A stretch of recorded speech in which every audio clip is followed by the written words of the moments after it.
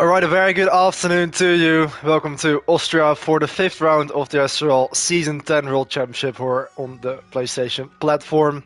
We're going to go ahead with the 5th race of the season for 36 laps here at the Red Bull Ring circuit in Spielberg. And I'm going to be commentating today together with LeBrun, aka Kamikaze Fox, who is joining me in the booth today. So we'll quickly get him in here so we can go ahead with round 5 of the season at this circuit, which has been on the F1 calendar for 10 years now. The inaugural race in its return as Red Bull Ring was in 2014, of course previously known as the A1 Ring and the Österreich Ring before that, but of course now rebranded as the Red Bull Ring.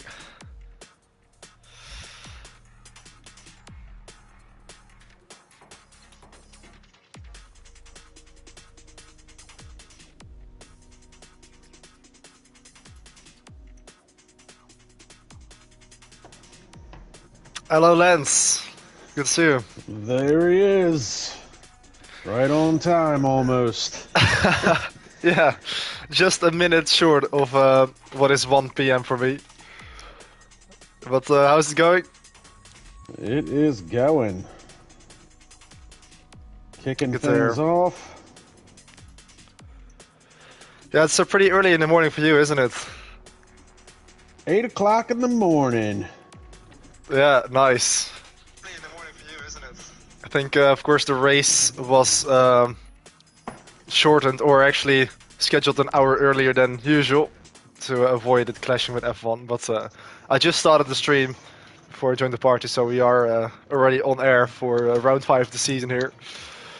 Yep, and I got one going on my channel, so welcome everyone to SRL, the 10th anniversary season, round 5 here at Austria. And Nick, I really do want to thank you for helping me out here, because I know this kind of sucks, because I know this is probably one of your favorite tracks, and unfortunately I may or may not have to duck out. So yeah, I was wondering why Nick is with me. I'm an emergency on call for my city's water department, so I could get a call at moment's notice and have to leave, and I didn't want to leave the whole stream hanging. So Nick's gonna join me today, and hopefully I don't get a call, but on the event that I do, you'll still have Nick to take over the rest of the race. Yeah, it's no problem, and that's understandable, of course. Of course, when Judy calls, you're gonna have to go. And indeed, I do actually really like this track, and of course, I do always enjoy racing, but I enjoy commentating as well. And it's not, it's not too bad to fit into the commentary. It's on one hand, it's of course a little bit annoying to lose out on some potential points, but SRL always throws up some good racing, so I look forward to what we're gonna see today. And it's no problem. I always enjoy being in the booth and also talking with you. It's nice to actually be commentating together as well, instead of me doing it on my own, like in Bahrain, for example. Yeah, and usually, this is a little bit better circumstance, because usually when we commentate together, it's because either you've crashed out of the race very early, or you somehow have managed to get another race suspension. Exactly, yeah. At least that's not the case this time. So, as I said, round 5, we're coming off of round 4. It's been a few weeks since our last race at round 4 at Coda, where Jensen Randall picked up his 2nd pole position of the season, and then backed it up with his 3rd win of the season. Newcomer Jerome Adamaco gave him a run for his money, finishing 2nd, just not even a car length behind, literally nose to nose. Tim Ventic, staying in the championship fight, finishes 3rd. Sandro Dulius is the master of consistency, coming home in 4th. Oleski was 5th. Noah Smith was 6th. Noel Rosa was 7th. Vincenzo Torri was 8th. Sam Brandt putting points on the board for Red Bull in the absence of Nick was 9th. And Dion Stahl was 10th. Couple of mishaps, though. Jesper Limpinen, who actually had a really good race going in the middle of the race, ended up with a DNF. So did Max Mulder. And uncharacteristically, David Rod, very fast driver, had a DNF last week. And Nick, you weren't here last week. You were actually playing with real race cars. Yeah, I was. Unfortunately, I wasn't driving in them, but indeed, I was invited to visit the Euro NASCAR race with Blake Kamala Raceman team in Zolder, because Raceman is the karting track where I work at, I've been working at for the last 3 years now almost, and that is run by the Bleekemolen family, which is also very much a racing family. And yeah, the owner Michel Bleekemolen and also his son Sebastian Bleekemolen both race in the Euro NASCAR series.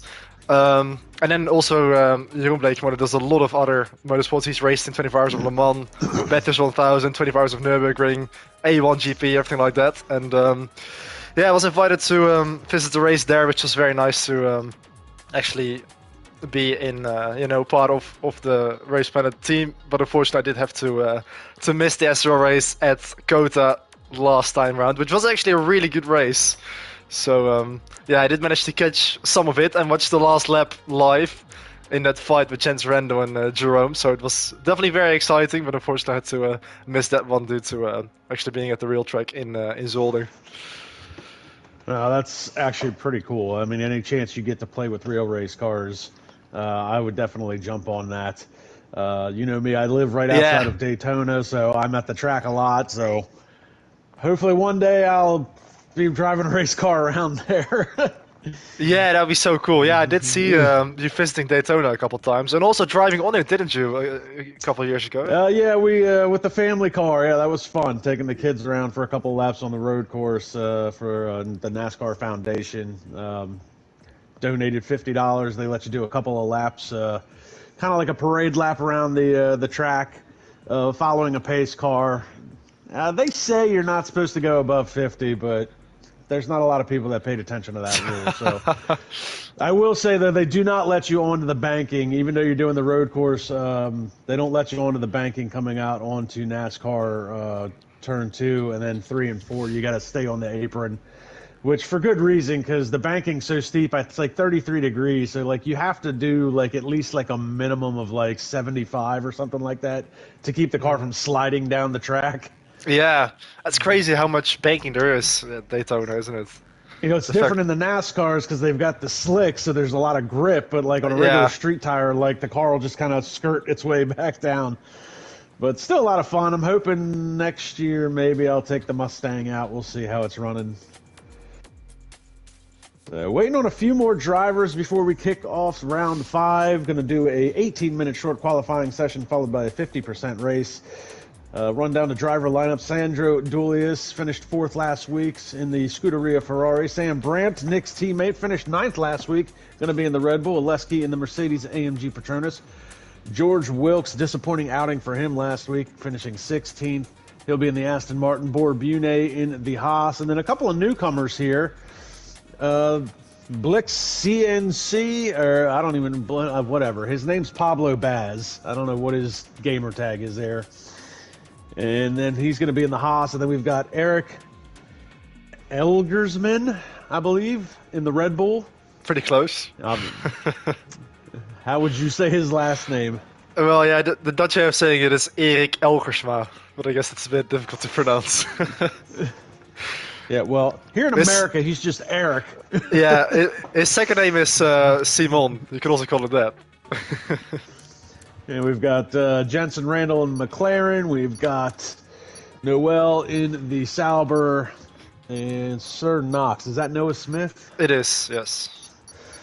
Ivan Brito, David Rod, Tim Ventic, Dion Stahl, Vincenzo Torri. So getting ready to kick off the 18-minute short qualifying session. So, Nick, I have to ask as a driver, especially you, because you seem to run a low downforce setup a lot to begin with because you like a loose handling race car. How much downforce do you take off at this track? All of it? No, certainly not all of it actually, because there's still quite a few high-speed corners, of course, in the middle sector. And also on this game, it's often actually faster to have pretty high downforce setups, even on tracks with a lot of straights. And yeah, I found that I really like to have quite a lot of downforce at the front on this game. And then not too much at the rear, because the handling model is very different on this year's game compared to last year. We've got the new, what they call dynamic handling model, which is really revamped the handling. Some drivers really like it, some don't. I think probably most drivers didn't really like it in the beginning. And And same can be said about myself, but I actually started to like it a bit more now that I'm more in tune with it, because I did struggle a lot with it initially, and now I actually really like the feeling of the front end on this game. You can really throw the cars in. There's a lot of bite in the front end. But yeah, the back end becomes very loose, especially if you have high front aero, and the way that the back end can slide out and very quickly sort of regain grip and snap on you is a bit odd, but once you're used to it, it's not actually too bad. So yeah, I would actually still run quite a bit of downforce around this track, especially for turns 6, 7, and 8, and also 9 and 10, the penultimate and final corner. Yeah, I think you definitely don't want to strip all the aero like we see the drivers do in tracks like Monza, of course. And it looks like the first guy out was Pablo Baz. You're a little bit more versed than the new drivers than I am. Has Pablo participated in any SRL event yet? Yeah, he has done a couple of races this year. Of the year. Yeah, I think he has also driven in a couple of races last year, I believe, but we can get the stats up to see how many starts he's actually got, because he's definitely one of the newer drivers in SRL, is Pablo Baz. But I've certainly seen his name appear a couple times last year in the Haas for this year as teammates to Borbune. Very short track. He's almost halfway through his outlap. Taking a guess, where do we see our pole position time being? That's a very good question. I reckon, I mean, the lap times are really fast on this year's game, so we're definitely going to see lap times that are going to be very low in the 1 minutes. If I'm going to have to take a guess, I'm going to say 1 minute, maybe something like a 1 minute 4 or something. Ooh, 104s. Well, yeah, we're right along here with Pablo as he heads into turn 3. Kind of actually looking pretty good so far through the first sector. Caution flag flying in sector 3, but it looks like he's got some cars that are probably out on track, weaving their way, trying to put some heat in the tires. A little bit of a lockup on the left front as he comes down out of that corner. Yeah, of course, because I knew that I wasn't going to be driving today, I haven't prepared anything in terms of, oh, big moment there for Pablo Baz. But, of course, I'm not really on top of the strategy and also the lap times. But, yeah, if I'm going to have to take a guess now, I'm going to say the pole time is going to be a 104.3. As Borbune now opens with a 154. Yeah, he's the first one to set a time. We'll see what this Haas does, and wow, even with that big mistake, a 105.268 for Pablo, so even with that big wiggle in the left-handers, able to outperform his teammate. So yeah, indeed, already both the Haas cars in the 105s. Jerome Marusich in the live chat. Jensen Randall across the line, 104.033, so woo! We might see some 103s. Oh, wow. So that is already below to what I was expecting. Of course, Jensen Randall already throwing in a 104.0. And yeah, well, with Jensen Randall now setting the tone, I think you're definitely right about possibly seeing 103s today. So we've got a former SRL driver in the live chat. You'll remember him as well. Jerome Rusich asking why I'm actually commentating as opposed to racing. Well, yeah, situation just happened to be that... we need a backup here in case Lance LeBrun will have to leave the booth here for his work duties. Yeah, good old Yor, longtime Red Bull driver and teammate of yours. Good midfield driver as we see Noah Smith crack a 104.301, so he's still 0.3 of a second off of Jensen Randall's time.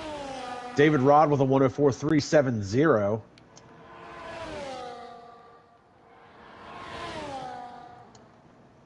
And looks like Eric is having a bit of struggles. He's on another invalidated lap, so he's yet to set a time, even though he's been out on track a couple of times now.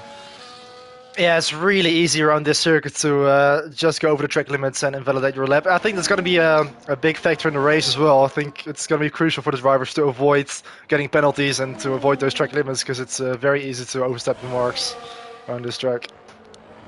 We see Sam Brandt come across the line in a 105.036. Good enough for 6th position so far. And also Noah Smith with a pretty competitive lap time now into second, 104.3 in front of David Roth, the race winner from round 2 in Bahrain. Fortunately lost quite a few points in the championship due to not being there in Austin. But let's see if everyone will actually be able to break into those 103s and get ahead of Jensen. Well, riding along with David Rod as he comes out of turn 3. Bit of a lockup going into that corner. He's currently 0.3 of a second off of the provisional poles position set by Jensen Randall at a 104 flat. Another big lockup on the right front. Caution flag flying in sector 2. Naturally, just David Rod's ahead of coming him up on that section. Oh, we got somebody in the grass. That would be the Red Bull. I'm guessing Sam went off in the grass there. It is luckily it did stay out of the way there in the infield. David Rod, see if it interrupts his lap time as he comes across.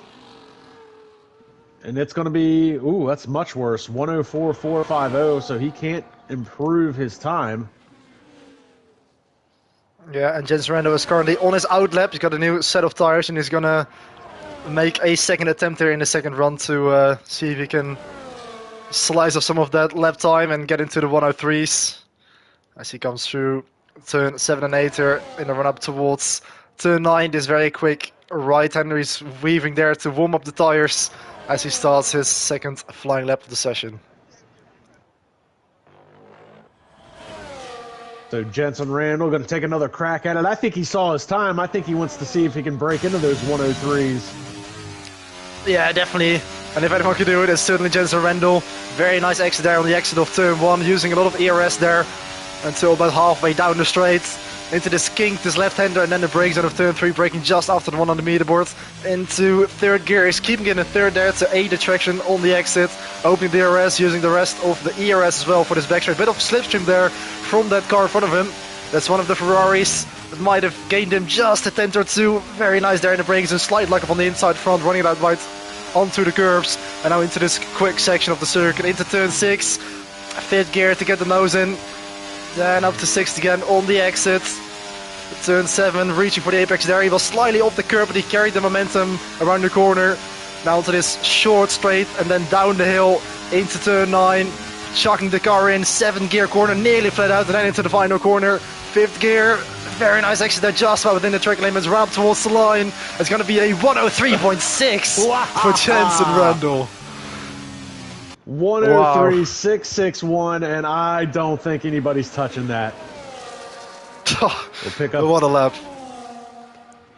We'll pick up Tim Ventic, and he is... I don't think he's on the pace. I think he's going to start his hot lap this time by. The 103.661 provisional pole. We're picking up Tim Ventic here as he comes out of turn 1. Got the DRS slot open coming down the straightaway. Again, you got this little kink that dignifies his turn 2, even though it's not really a turn. Ooh, very slow actually heading into that corner. I think he just cost himself a lot of time in that braking section. And also Sandro Dooley is now saying that rain is on the way in live chat, so that could also definitely influence the session if the drivers won't be able to improve their laps at the end if the rain actually does fall. Caution flag flying in sector 3. Tim Ventic looks like he was a little bit off the pace coming out of sector 1, but he's picked it up a little bit, almost a 10th in sector 2.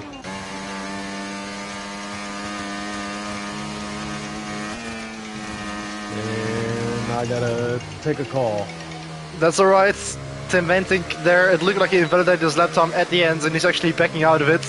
So he's not gonna improve this time round, but if the rain is actually on its way, then the drivers certainly have to be quick to set in their laps to have a time on the boards before the rain falls. 2 drivers without a lap time yet, Max Mulder and Ivan Brito, both still in the pits without a lap time. Max Mulder is actually on his out lap now.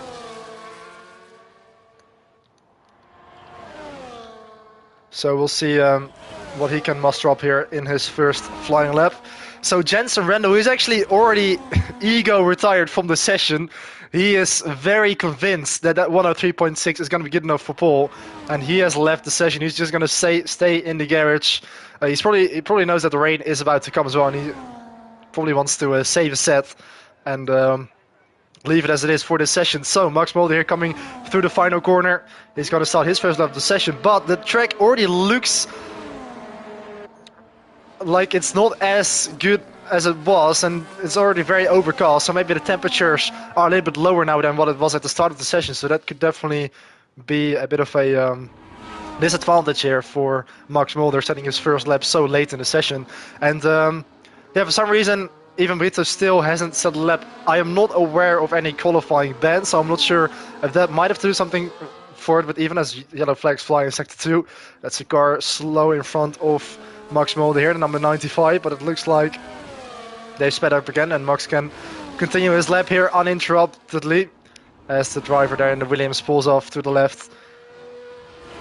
We'll bring up the sector times here to see if we can see how far Max is off the pacer on his lap time. He's now in sector 3, coming into the penultimate corner, into 6th gear.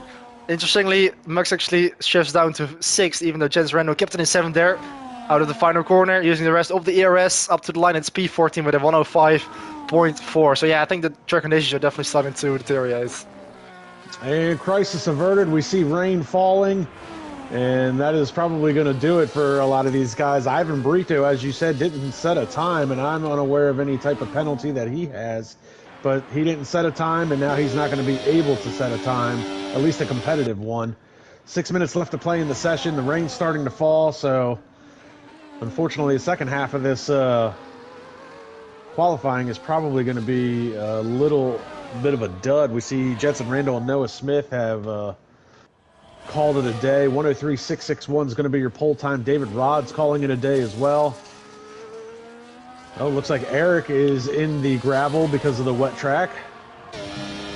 Yeah, there seems to be a bit of a pile up there in turn 8, but it looks like to have already disappeared now. And yeah, the rain is obviously starting to fall now. You can see it very clearly now as we go on board with Dion Staal. So indeed, it looks like this is going to be the order for today's qualifying session. No one will be able to improve with the track now starting to get wet. So it's Jensen Randall in pole position with that amazing 103.661, followed by Noah Smith in the Williams, and then Tim Wentink, very solid as well in P3. There's actually been a big crash somewhere around the track, but we haven't actually called that on the live stream. But yeah, those drivers on slicks are probably starting to struggle now, and they're going to head back into the pits. I'm actually watching George Wilkes. George Wilkes is on a flyer, even in these conditions, and he's going to come across the line in 105.082, 35 thousandths of a second off of his previous time. So George still giving it his all, trying to improve his position before the track goes way, way south. Well, that's pretty impressive. Stahl's currently out on track. I don't know that he's actually attempting a hot lap, but the fact that George Wilkes is only 300ths of a second off of his previous lap, despite the track being much worse, definitely shows that he probably had a bit of time to find. And yeah, Dion Staal, he went full commitment into the last couple of right-handers. Oh, good on George. Dion Staal, he's going to abort his run and go into the pits as well. So George Wilkes is going to be the last car running. And yeah, unfortunately, it's not going to be a very exciting end to the session, and we're not going to see any fireworks for the rest of the remaining 4 minutes. So Max Mulder is out on track. I just picked him up. He was definitely trying to put some heat into those tires. And yeah, I think heat in the tires is really what we need to worry about. It's the wet track. The DRS is still enabled, though, so it's not to a point where the DRS would be disabled. So Max Mulder, is he going to try it? Is he going to try a wet qualifying lap? Yeah, maybe it's just a very brief shower. Maybe the rain is going to disappear again slightly towards the end, but I can't imagine that Max Mulder will be able to actually improve his lap time. He is definitely doing his best to warm up those tires. He's just going to have a crack here to see what he can do. Yeah, it looks like he might take a shot at it. Yeah, at least you're getting screen time here, being the only one on track. Well, I mean, realistically, he'll be the only one on track.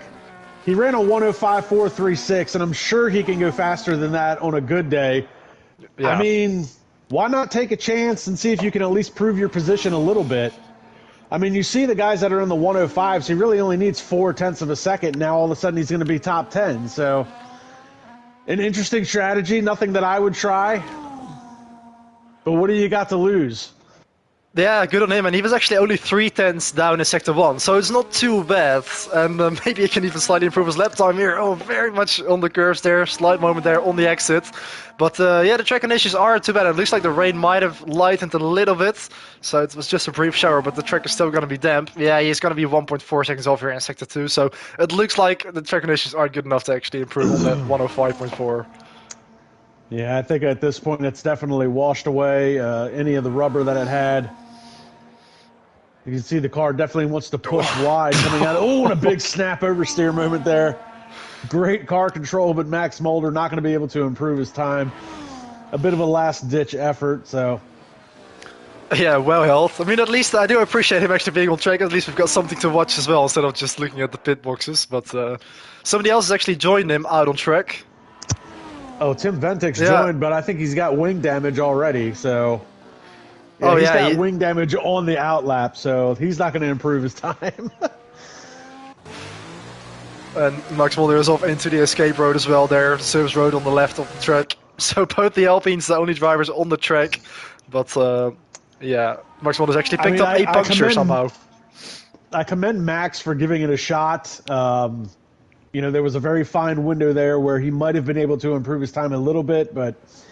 Tim, there was no reason for Tim to come out. And now we've got Dion Stalls coming out. I want to see Dion he's also on the Reds. So I wonder if Dion's going to try and the same strategy Max did. Maybe he can improve his time. I thought for sure somebody would at least try an intermediate lap. Yeah, interesting to see Dion Stahl out as well here, the number 19 in the Ferrari. But yeah, we can still very clearly see the raindrops, so...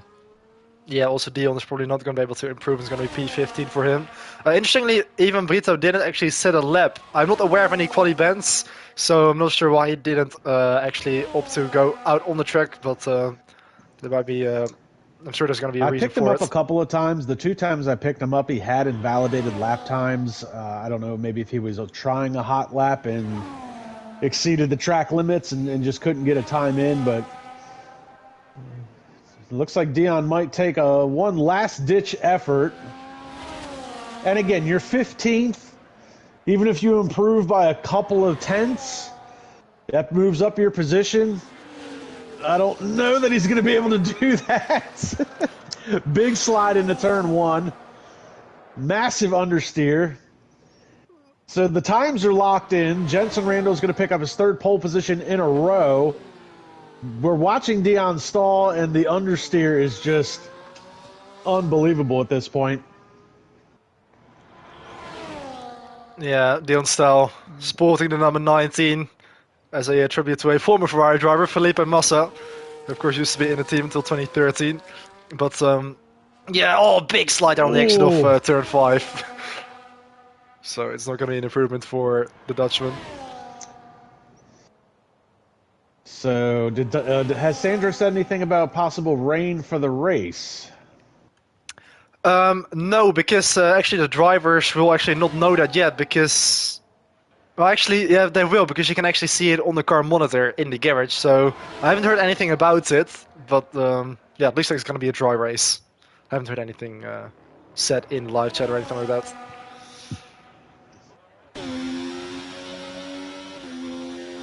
So that is qualifying wrapped up. Cracking qualifying session for the first half, a bit lackluster in the second half, but Jensen Randall, 3rd pole position in a row at a 103.661. He's the only one to crack into the 103s. He'll be followed up by Noah Smith in 2nd, Tim Ventik. 4th for Eric. David Rod is going to be 5th. Sandro Dulia 6th. Aleski 7th. Noel 8th. Vincenzo Torre is 9th. Pablo Baz is 10th. Sam Brandt 11th. George Wilkes 12th. Bor Bune 13th. Max Mulder a disappointing 14th. Dion Stahl 15th. And then Ivan Brito, no time set for him. So Jensen Randall, the championship leader, continuing very left off in Austin. He is leading the championship by 23 points over Tim Bentinck, the Season 5 champion, and it's David Rod third in the standings, followed by Sam Julius. And Jamie Jägerström has actually started out the season very well in the Williams. So yeah, Randall looking to extend his championship advantage, chasing his 4th SRL championship. I mean, we're only 4 rounds in, but yeah, Jenson Randall, I mean, we say consistency is key. I mean, Sandro is obviously one of the most consistent drivers, but unfortunately, he's also one of the most consistent drivers that does not find himself on the podium too often. Jenson finds himself at the top of the podium probably the most often. But Tim Bentinck has kind of found his old championship form with this new handling dynamic that you were talking about in this game. 3 podiums so far this year for Tim Bentinck. He's been the closest driver, I think, in some of these races to really give Jenson a run for his money. We did see Jerome Adamako at Coda, though, put on a great show and definitely gave Jenson a run for his money. So things not totally locked up for Jenson. Still a lot of racing left to go this season, obviously, but it would be a sight to see for Jenson. It would also be a sight to see somebody take him down. Yeah, definitely. And we've certainly seen races where he was beaten, of course, like David Roth and like Jerome Adamako almost in Austin. But yeah, KNG, Serp in live chat saying someone must stop Jenson, and I agree with you. We'll see if anybody can stop him today. I round 5 of the don't think season. it's going to be this race that it happens, but I mean, a 103.6 compared to a 104.2. I don't know. Jenson just seems like he's one of those drivers that he can figure it out relatively quickly. I think maybe if Noah had a little bit more time before the rain came, he could have altered the setup a little bit or altered his lines a little bit, maybe found some time. But Jenson seems to be a very good race car driver that can figure it out right out of the bag, as opposed to some of these other guys. Oh, big moment there for one of the Ferraris in the formation lap, nearly running into the back of Erik Elgersma. I think that was Sandro Julius waving a little bit too much that warm up the tires.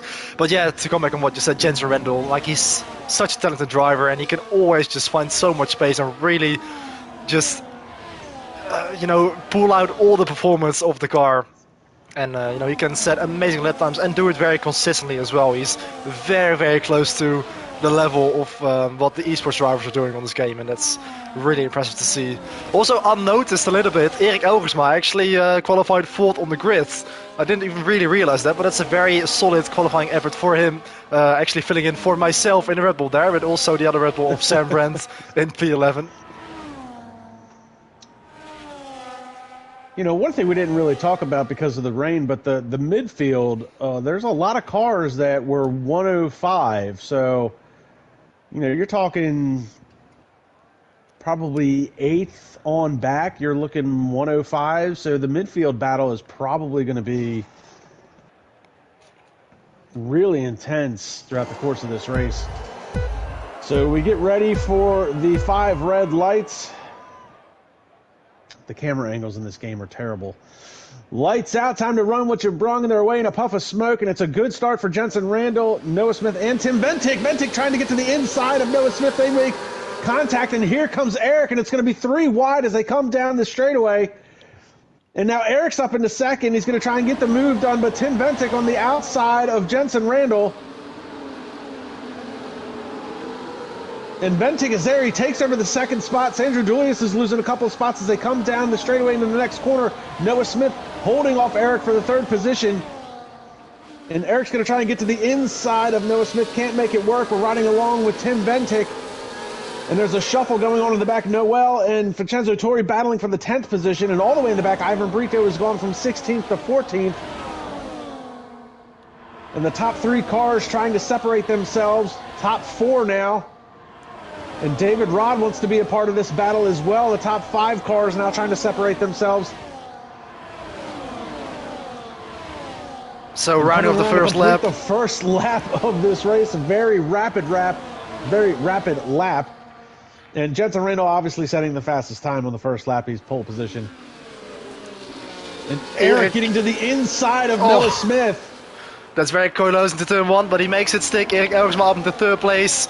Although Noah Smith strikes straight back there on the outside of turn 3. It's a brief kink to the inside, but now the outside, Erik Elgersma trying to defend it, forcing him out wide there in turn 3 and defending P3 for now. But there also a great start for Jensen Randall, managing to hang on to the lead. And the top 3 now stay as they are, with Erik Elgersma up into 3rd place. David Rod now also takes advantage of Noah Smith being slightly compromised there after being shoved off by Erik Elgersma there on the exit of turn 3. So Noah Smith now loses 2 places down to P5. Yeah, Eric pushed Noah Smith really wide coming out of 3, and that hurt his exit speed. So David Rod was able to capitalize on that. Noah Smith down into 5th.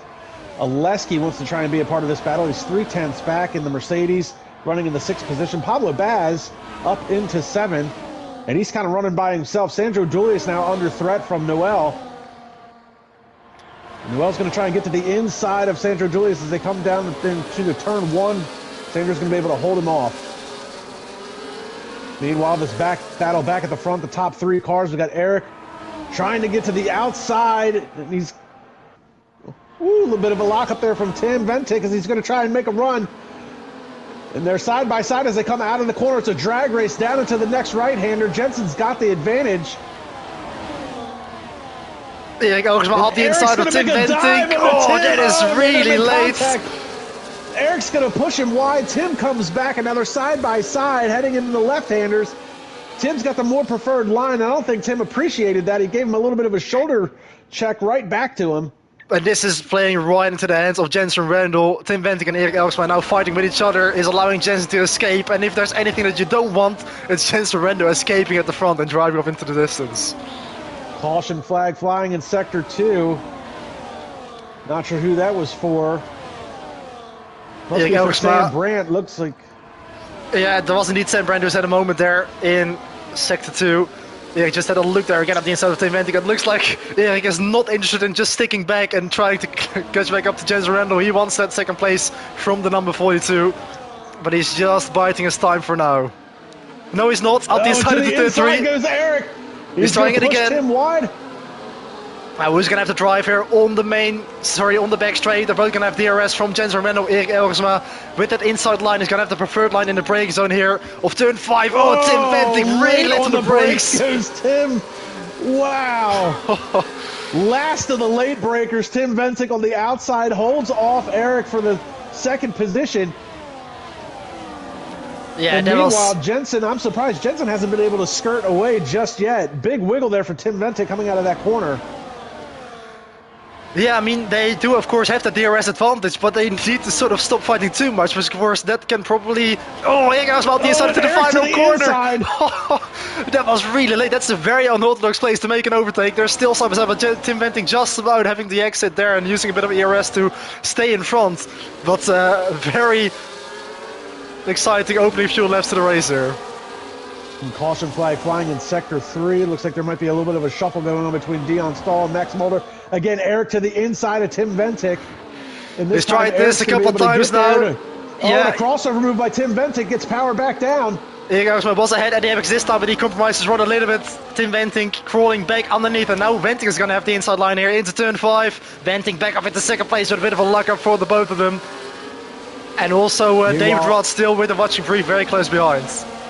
Yeah, David Rod managed to get around Noah Smith for the 4th position. We see Pablo Baz fighting it out with Noel back for the 9th position. George Wiltz moving over Noel for the 10th position now. So Noel's dropped a couple spots in a couple corners. Meanwhile, there's a little bit of separation now back up front. Jensen Randall still out front. Tim Ventic 2nd. Eric is 3rd.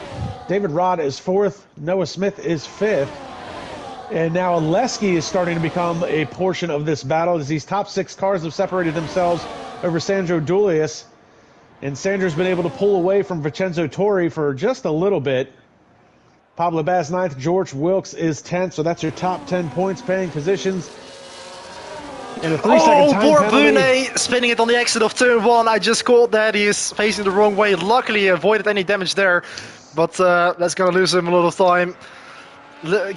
Being a bit too eager there on the power, maybe taking a bit too much curb, and Bune down to P14. Also, Max Mulder with a very early stop. I'm sorry, Eric Exum just made a big move on Tim Ventic to pass him on the outside, heading into turn 4. And now he's going to challenge Jensen Randall for the lead. Randall only 1/10 of a second in front of him. The pace is really hot for this leading group, and they're still very close together. Erik Elgersma up the inside into turn 7. Inside of Jensen Randall. Wow, Erik Elgersma into the leader on lap 6 in round 5 of the season here at the Austrian Grand Prix. Still yet to win his first race, Erik Elgersma. And Elgersma is trying to separate himself from Jensen Randall. Caution flag flies in sector 2 again. Now Jensen Randall's going to have the DRS advantage as they head up into turn 1 at the top of the hill. Ooh, big wiggle for Jensen as he comes out of that corner trying to get the power down. Loses a little bit of touch. Dion Stahl and George Wilkes just swap places. Here goes Jensen Randall to the inside of Erik as they head into turn 3, and that's going to be an easy move. Jensen Randall with the block pass there into turn 3, though Erik Elgersma might have the advantage here on the exit. The DRS flap opens. Is he going to strike straight back here into the braking zone of turn 5? Erik Elgersma up the inside, and he retakes P1 from Jensen Randall. The Red Bull and the McLaren nearly side by side into turn 6, but Erik Elgersma just holds the advantage back up into the lead. We've also got Bas van Zijp tuning in on the live chat, cheering on Erik Elgersma as Max Mulder retires from the race. Out of this race. So Max Mulder, caution flag flying in sector 3. I don't know if he had an off or if he retired in the pits, but he indeed retired in the pit lane, so no safety car for that, fortunately. It looks like Max Mulder had an incident, might have picked up a lot of damage on the floor or the side or something like that, and decided to call it today. So, opening up lap 8, it's still the Red Bull of Erik Elgersma leading the way. He is chasing his maiden victory in SRL. He got his first podium in Zandvoort last season, and got his second podium in Spa. Francorchamps came pretty close to the victory there, but he is still yet to win his maiden Grand Prix. Jensen Randall to the outside of the break one into turn 3. Erik Elgersma with a defending line. Oh, we've got a virtual safety car. Oh, and a 10-second penalty, severe collision. That is, I would have to see it again. That seemed a little uncalled for. I think that's a bad glitch in the game. I don't believe they made severe collision. No, that is really not right. A 10-second time penalty. It looked like there was barely any contact. So I think the stewards will probably have a look at that, because that seems really out of the ordinary there to get a 10-second penalty. That's brutal. Well, I think there was also a little bit of confusion when the virtual safety car came out. I believe there's a little bit of confusion as to who was in front of who when it happened, because it came out just as they were side by side coming out of 3. So I'm sure Erik is going to race like he doesn't have a 10-second penalty. And now we're back to green flag racing that quick, so I'm not sure what that virtual safety car was for. Maybe some debris. So the top 3 back out to green flag racing. There's a lot of shuffling going on in the back. Ivan Brito has made his way up into the 10th position after starting dead last and not setting a time in qualifying. So good on him for that as we watch these top 3. Now Erik is going to go back on Jensen Randall.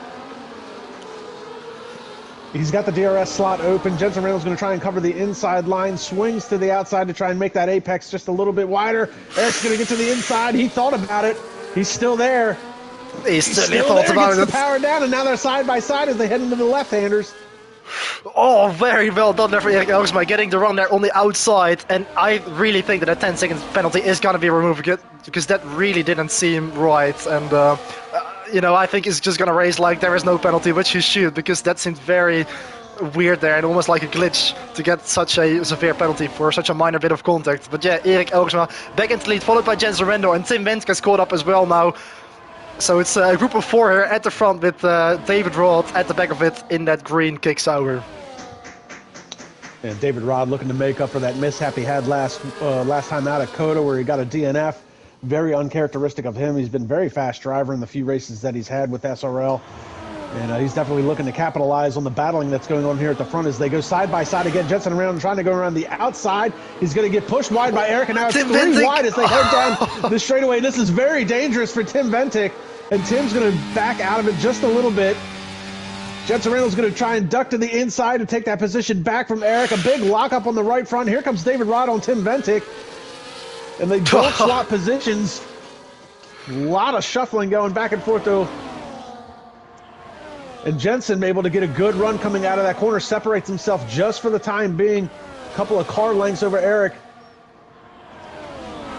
And now Eric's starting to come back as he gets a little bit of a slipstream coming down the short chute. The downhill right-handers. Here comes Eric. He's going to have the DRS advantage as they get back onto the front straightaway. Yeah, Eric seems very racy, and he's not going to easily make this move. Wow. It looked like he really used a lot of ERS there to get the run on Jensen Rendel. He had so much overspeed there on the start-finish straight. Although now Jensen Rendel's got the second bite of the cherry with the DRS on the back straight here. Rendel once again to the outside. How many times have we seen this already? As Jensen Rendel tries to break Eric. Oh, he goes sideways into the corner. That's going to lose him on the exit. And look at that, Tim Ventic now takes advantage. Oh, and Tim Ventic's going to go for the lead of this race. The 2-for-1 deal coming out of that corner, down into turn 4, and Tim Ventic is your new race leader. Eric finds himself falling from first, second, and now all the way back into third position. And David Rod trying to figure out a way he can get around these guys and capitalize on some of this racing that's going on up front. What a race we're seeing here at the Red Bull Wing. Tim Ventic now, for the first time in this race, taking over the lead. Followed by Jensen Rendel. Erik Elgersma still in third place. He's definitely eyeing up something to get through on Jensen Rendel again. We saw him have a lot of overspeed here on the start finish right. Let's see if he's going to try and use up his ERS again here to get the run into turn 1. He's got the slipstream on the McLaren. This time he's going to look to the outside, but no way through this time. So let's see what Tim Venting can now do at the front of this race. Jensen took a more defensive line heading into turn 1. Looks like that kind of disrupted Eric for just a second. David Rod starting to lose a little bit of ground to these guys. And now Jensen Rendel's to the inside of Tim Ventic. Here comes Eric. Eric's going to try and do the Tim deal, maybe see if he can get a 2-for-1 deal coming down the straightaway. Drags the rear tires as he tries to get out of that corner. No traction. And Noel's going to pick up a 3-second time penalty in the back here. He's currently running in the 8th position as we ride along with Eric, and a bit of snap oversteer for Eric as he heads into the turn 4. Down to the left-handers now. No position change just yet. We're riding on the front wing of Tim Ventic's cars. He's trying to keep pace with Jensen Rendel. Jensen back out in front of this race. And Tim spent a lot of time this year looking at the back of Jensen's car. Downhill right-handers. Now Tim's going to have a little bit of a DRS advantage, but Eric, who's been very quick on this front straightaway, making a move on Tim Ventic, backs out of it just a little bit, saving that ERS and DRS for this turn 2 and 3 complex as they head down this dogleg straightaway. And now Eric's going to try and move to the outside of Tim. Tim's going to cover that. Eric moves to the inside. Thinks better of it. Oh, and a big moment there for Tim Ventic. Eric gets the power down, drags them rear wheels again. Another 3-second time penalty for Ivan Brito. We're starting to see these drivers pick up these timing penalties, and it's always a factor at the end of this race. Eric currently running in third, and it looks like Tim's starting to lose a little bit of ground to Jensen Rendel. And yeah, I got to ask you, as a driver, these guys have been racing really hard. These tires may be starting to fall away a little bit sooner than anticipated. Yeah, you're definitely going to be burning through the tires a lot more racing each other like this. So I think we're going to see the first pit stop very soon. Actually, Jensen Rendel is going to come in on this very lap. As is Tim Venting. That's very awkward there in the pit entry. So Jensen Rendel and Tim Venting both opting for the undercut. Erik Elgersma decides to stay out. So Jensen Rendel and Tim Venting will have a lap now on fresh tires, with Erik Elgersma now in clean air. Let's see if he can actually try and do the overcut, as he's probably going to pit on this lap. David Rod has followed Erik Elgersma as well. Let's see if Jensen Rendel and Tim Venting now come out of the pits in any traffic, or if they're going to have a clean track to try and mitigate the undercut. Oh, virtual safety car. That's going to actually play into the hands of Jensen Rendel and Tim Venting. Bad timing on the virtual safety car, and that is going to hurt Erik Elgersma and David Rod. Noah Smith was up to third, Vincenzo Torre up to fourth, but a lot of these guys, what do you do in this situation? Do you pit as soon as possible, hoping the virtual safety car is still out by the time you get around? Yes, that's exactly what I would do. Maybe the VSC is going to stay around just long enough for Erik and David to benefit from it. So hopefully they're going to have a bit of luck here, because Jensen Rendel and Tim Venting were both still in the pit lane when the VSC got deployed. So they definitely got a bit of an advantage out of that.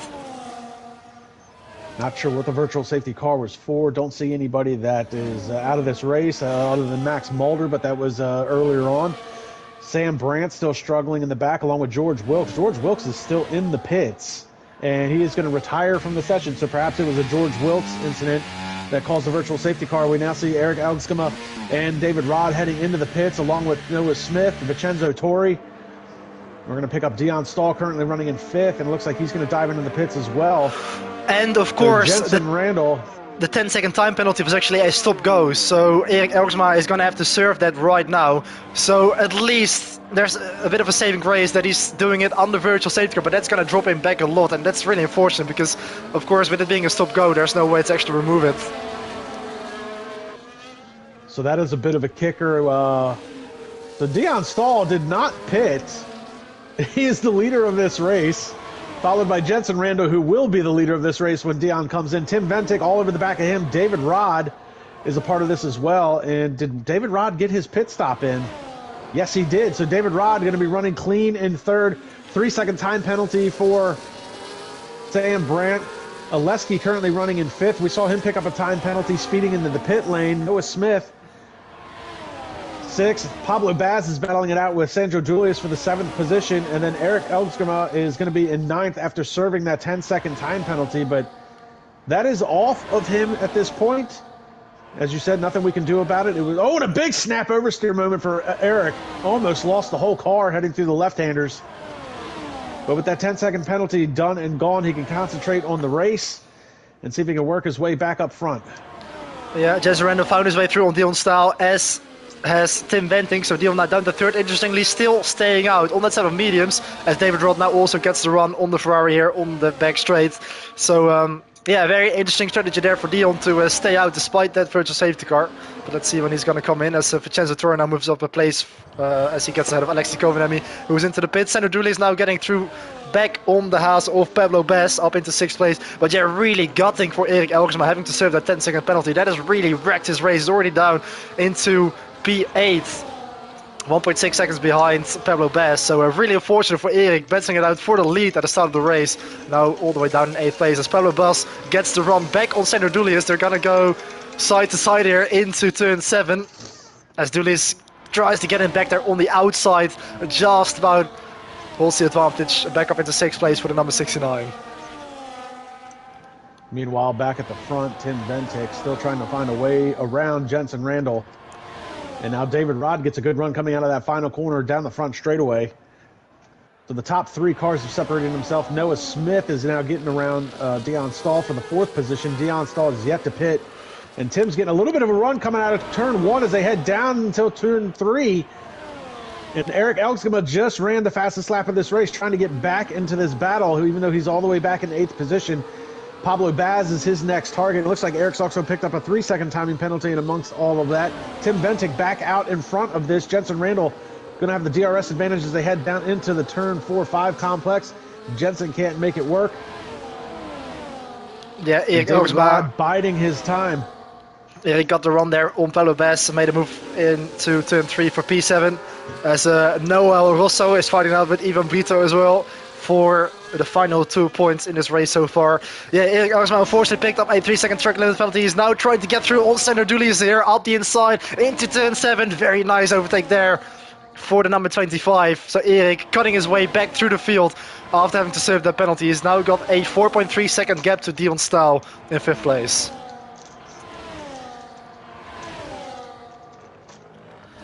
So still 0.2 of a second separating the top 2.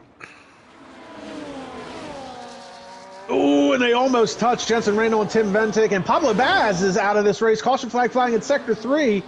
Not sure what happened to him. See if we can pick up Bor Bune, maybe see. It looks like he actually retired in the pit lane as well, hasn't he? Yeah, it looks like he did. Another 3-second time penalty for Sam Brandt. A lot of guys retiring in the pit lane. I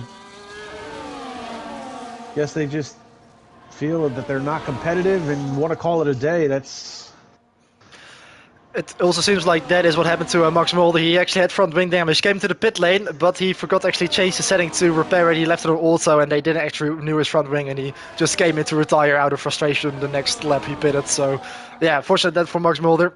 Oh, just ran a bit of a slider through the final corner. Renault actually made a mistake coming out of turn 1 on the previous lap, so that allowed Tim Venting to get the run. Jens Renault now takes back the fastest lap from Erik Elgersma, improves it by 0.3, 106.0, as Erik now gets through on Dion Stau for 5th place, as Dion now finally goes into the pit lane for his first stop. So Erik Elgsma now followed by Senadoulis. Let's see if they can close the gap down to Noah Smith in 4th place. A little bit of a wiggle coming out of turn 3 for Jensen Randall as they head down the straightaway. Tim Ventic's going to have the DRS advantage. Swings to the outside of Jensen Randall. He's going to easily take that position. Down into the right-hander, right front, and a bit of a lockup. Noah Smith, David Rod, almost had a little bit of a run coming out of that corner, but got the power down too early. Back end wiggled out, and he couldn't get around Jensen Randall for that 2nd position. Vincenzo Torri and Ivan Brito battling it out. Looks like Vincenzo's going to take that 7th position away from Ivan Brito. So we continue to watch this battle up front. These top 3 cars finding little to no separation between each other. Tim Ventic, though, a 7/10 of a second lead. That might be the largest lead we've seen so far this race, is 7/10 of a second. Yeah, Tim Ventic is certainly trying to put the hammer down, but he hasn't been able to bridge that gap to that 1 second window to actually escape himself from the DRS. So Jensen Randall and David Rod will probably be able to catch back up again here on this back straight, and especially on the back straight after turn 3. But yeah, definitely a very good pace for those top 3 drivers here, with Tim Ventic leading the way. As Ivan Brito also picks up a 3-second penalty. Picks up a 3-second time penalty. So also a very close fight for P8 between the Portuguese driver Ivan Brito and Noah Rosso, the Spaniard, in the Sauber. A nice group here with the Aston Martin of Vincenzo Toro leading the way of this group, fighting for P7. Ivan Brito there in the Mercedes to the outside. And Ivan Brito over Vincenzo Torri. This is a good 3-car battle here for mid-pack, 7th, 8th, and 9th. Ivan Brito up into 7th. He's got that 3-second time penalty hanging over his head. Vincenzo Torri is the only car of these 3 that we're watching that does not have a timing penalty.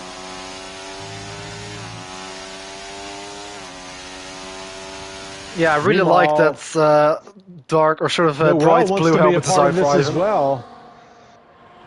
Yeah, he's also very close to the back of this train. Also, speaking of helmet designs, Senadoulis is actually running a special white and blue helmet today, as opposed to his usual orange design, as he tries to close to the back of Erik Elgsma. But yeah, Senadoulis with a special helmet design in celebration of the Greek National Oxy Day, which is celebrated on October the 28th, earlier this week. So that's why we see Senadoulis with a white and blue design instead of his usual black and orange one.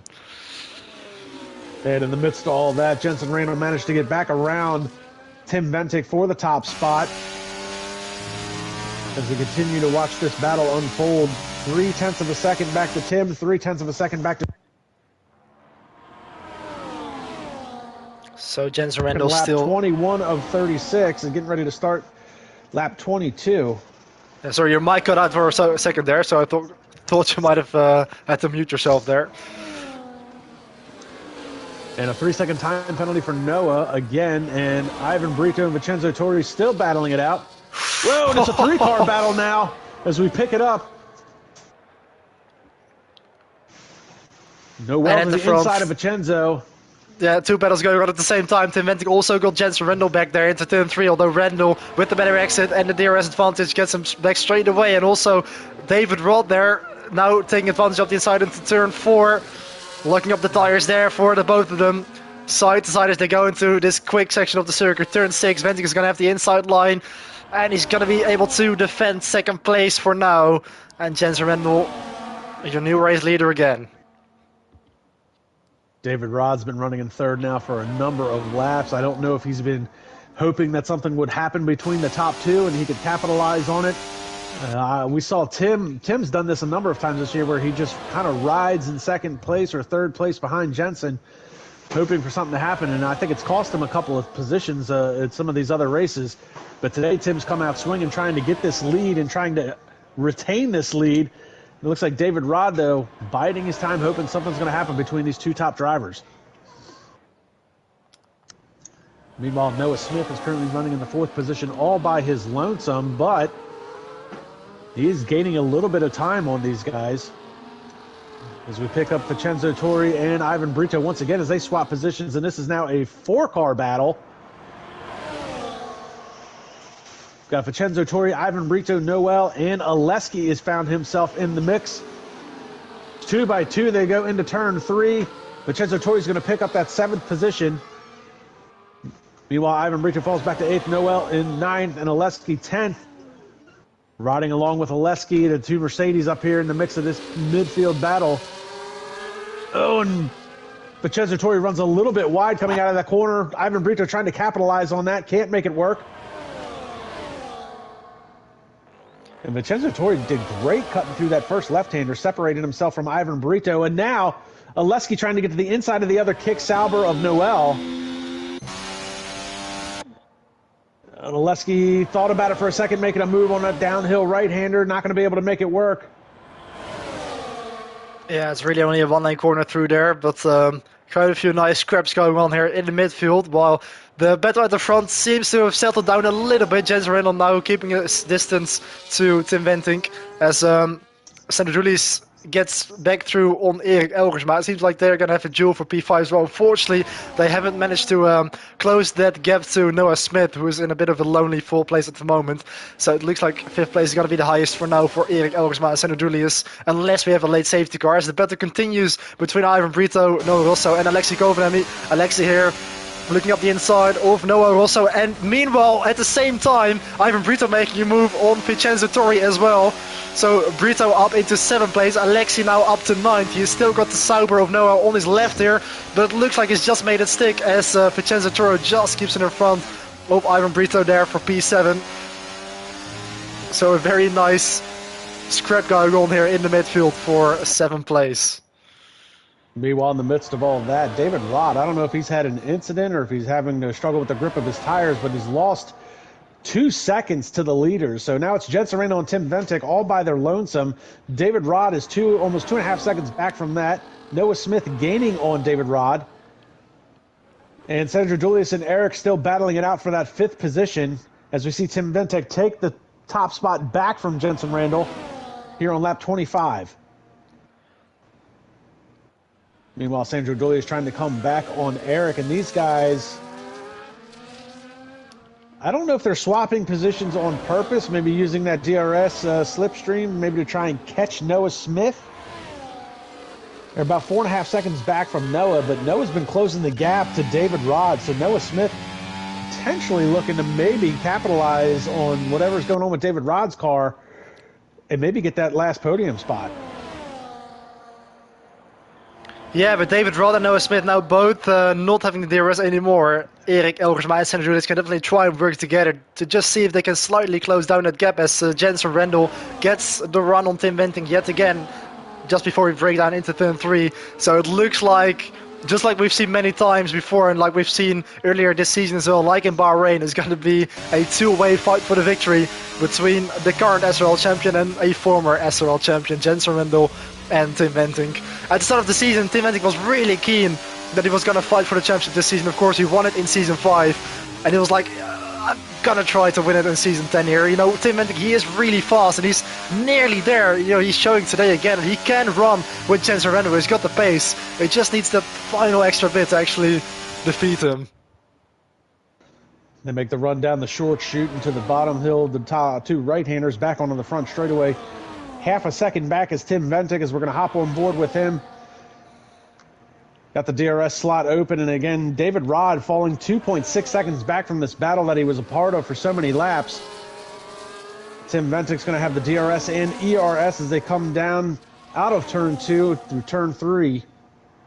It's not really a turn, it's more like a kink. I agree. It's officially classified as a turn, but yeah, you can't really call it a turn, can you? Now can Tim get a run down here into the 4-5 complex at the bottom of the hill? He thought about it. He backs out of the gas just a little bit easier on the brakes as he gets the power back down. 0.3 of a second back. Meanwhile, Sandro Julius still battling it out with Eric for the 5th position. Eric's got that time penalty hanging over his head. Meanwhile, Vincenzo Torri and Oleski swapping positions for the 7th spot. Vincenzo Torri does not have a timing penalty. Oleski does. And that battle's gotten separated as well as Noel and Ivan Brito have fallen off of the pace here in the late goings as well. Very wide corner from Jensen Randall. That would have definitely scrubbed the tires a little bit. Tim Ventic with a much better run coming out of that final corner down in the front straightaway. See if he can capitalize it here on coming out of turn 1 and down the straightaway, the dog leg straightaway into turn 3.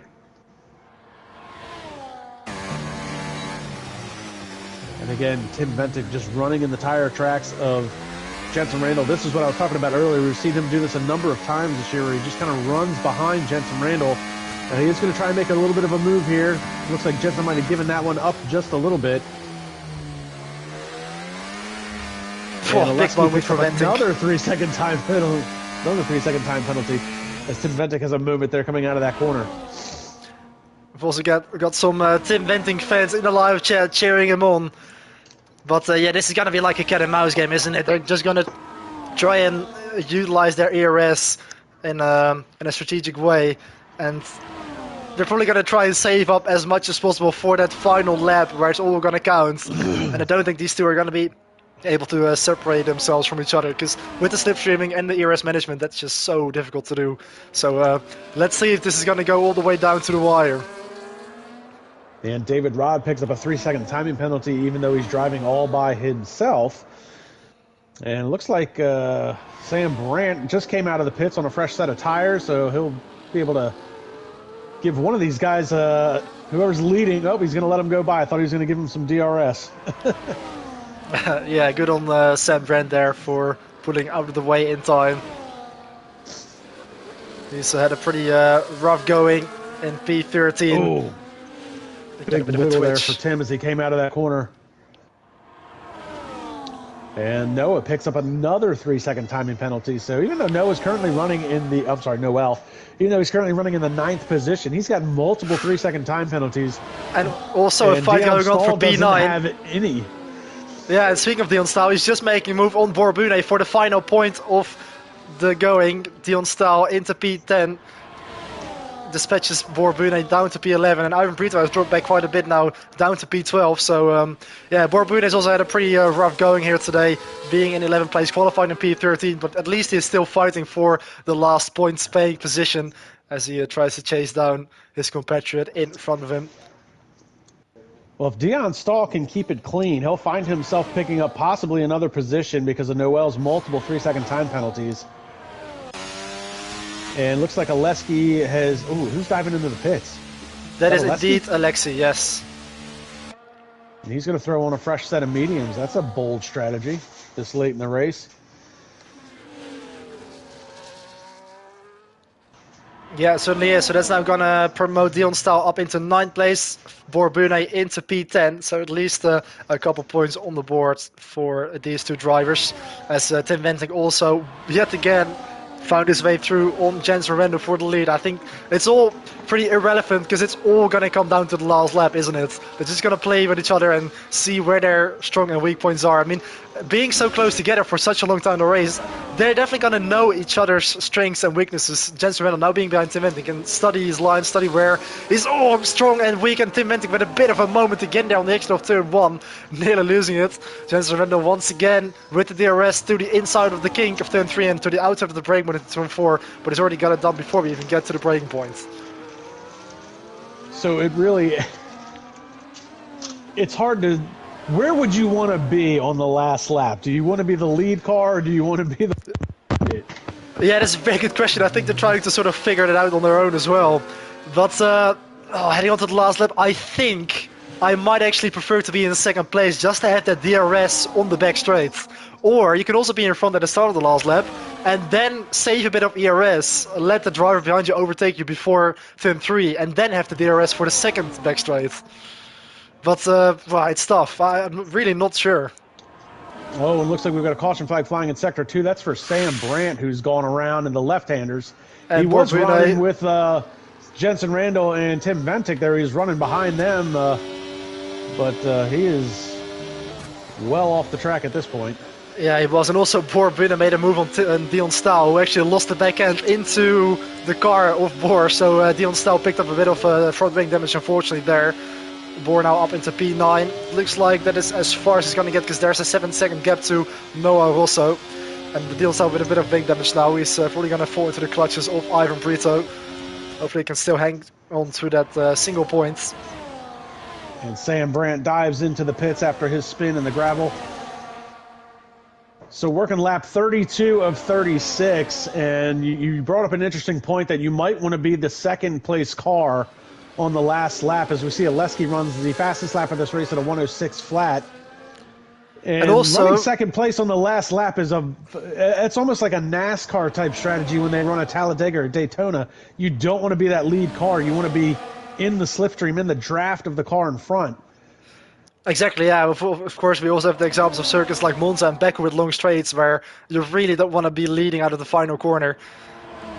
Oh, well, in Monza you don't want to be leading heading on to the last lap, but you definitely do want to be leading at the next of the final corner. But Erik Elgersma and Senna Dooley's working together have actually closed the gap down to Noah Smith. Erik Elgersma just got through on the British driver, but unfortunately he picked up another time penalty. So running in 4th place now, Senna Dooley's in 6th, but Erik with that time penalty has also... Noah also got the run on Dion Stahl again as Noah Smith attacks Erik Elgersma into turn 3. Red Bull against Williams. Senna Dooley's just keeping it behind those two for now. Erik with a bit of wheel spin on the exit of turn 4. And Noah Smith trying to get back that 4th place again. Oh, and he's going to try and move on the outside. We saw Erik is very good at late braking and is able to hold off Noah Smith for that position. And now Sandro Duilius finds himself in the 6th position, seeing what might happen to these guys in front of him as we see Dion Stahl make a move around Noel for the 9th position. So Erik finds himself in the midst of another 3-car battle, but this time it's not for the lead of this race, it's for the 4th position. Meanwhile, Noah Smith and Sandro Duilius, neither of which have a timing penalty hanging over their head. So one of these guys can easily be looking at a 4th place finish with Erik coming across the line in front of them. Yeah, and most of these drivers Erik to the top of the hill. Sorry to interrupt. Whoa, and a big slide for Erik as he comes out of turn 1. Noah Smith's going to have the DRS slot open, and he's going to easily be able to get to the outside of Erik. But again, Erik is such good at late braking, we've come to find out. And a big lockup from Noah Smith. They bang wheels as they head into the corner. Noah Smith gets shoved outside, and I think Erik did that to him earlier on in the race. He's going to take that position back. Now Noah Smith back to the inside as they head down the hill into the right-hander. Cuts across the nose of Erik. And Sandro, oh, another big lockup from Noah Smith. Holds on to that position. Whew. So yeah, all of these drivers on a very old set of hard tires. Of course, we do have Alexei Kovanen, who pitted very late in the race, so he's one of the few drivers still on fresh tires. He is now very close to the back of Dion Stahl on a fresh set of mediums. So he might have been able to actually gain a couple places here on the final 2 laps of this race. So back to the front of this race, Tim Ventic now 0.6 of a second back from Jensen Randall, working lap 35 of 36. And it's going to come down to the wire, folks. Jensen Randall into turn 3. Tim Ventic able to pick up a couple tenths with the DRS heading into that turn 3 area. DRS slot open again.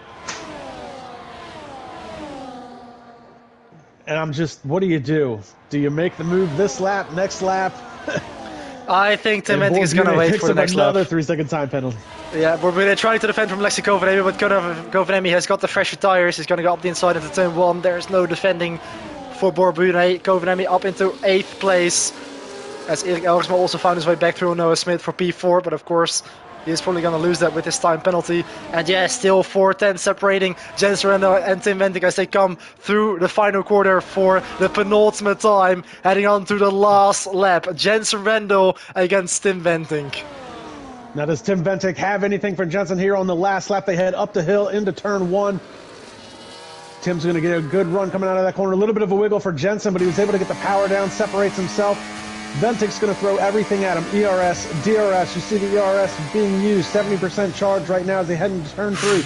Big lockup and a wiggle for Tim Ventic as he went in hard and deep on the brakes. Dragging the rear wheels as he tries to get the power down. He's running out of opportunities. He's going to have another shot here at the bottom of the hill. Don't think he's going to try and make it here. Bit of a lockup there. He's going to try and get to the inside. Jensen's going to run it a little wide coming out of the corner. Holds him off. Now the 2 left-handers coming up. And Tim Ventic running out of time and space to try and make something happen. Can he get to the inside of Jensen Randall? He's going to try and stick it on the outside, and that's off the apex. Bit of a wiggle coming out of that corner. Power down. Jensen Randall taking the inside line, taking the more defensive route. Does Tim have anything for him as they head into these 2 right-handers? Oh, the fencing line for outside. Rendell into the final corner. That's going to compromise his run. Tim Ventic is so close, but it's going to be Jensen Rendell who wins the Austrian Grand Jensen Prix. Randall once again walking away with the win. We'll pick up David Rod as he comes across the line for the third position. And that's a good podium for David Rod, Noah Smith, and Eric Elgsgerma. I can't say his last name, forget it.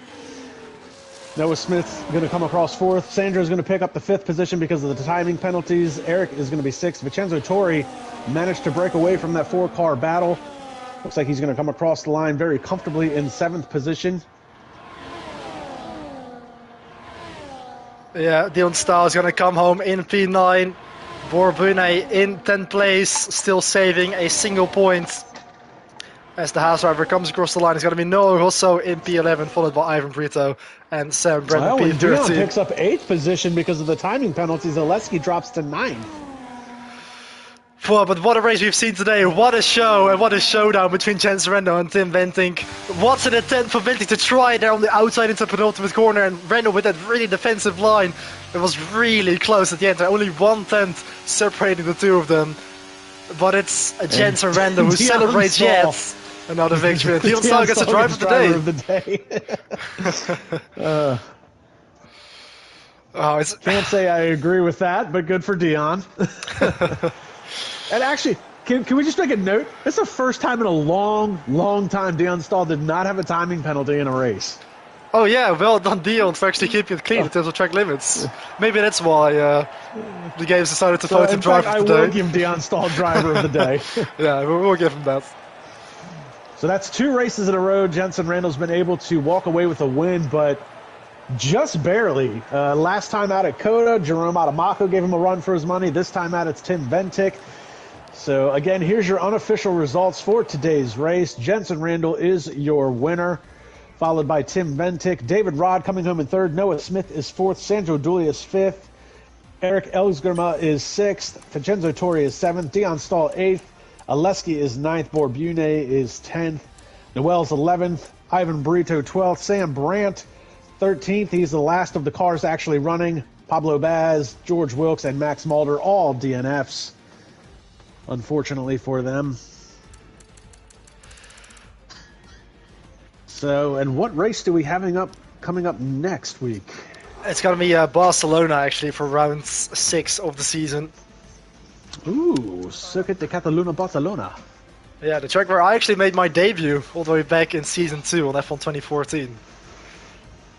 Wow. We've really aged ourselves. Yeah, I was actually 15 years old at the time, and I'm now 23. So that shows how long I've been part of this league. And of course you have as well, because I think you only joined about a year after that to be the commentator from Season 3 onwards. Season 3, yeah, Season 3, and then obviously Season 4 you had your championship run, and Season 5 we talked about Tim Ventic had his championship run, so... But congratulations to Jensen Randall and Tim Ventic, again, keeping that championship fight pretty close. That's 4 wins in a row now for Jensen Randall, and that is going to be a 4th podium finish for Tim Ventic this year, so... Congratulations to those two. Be sure to follow us, like, subscribe, and comment to the YouTube channel. Follow us on Instagram at SRL_F1 for any news and notes for the next race coming up. I'm Kamikaze Fox. This has been SRL Season 10 Round 5 at Austria, and we will see everybody at the next round.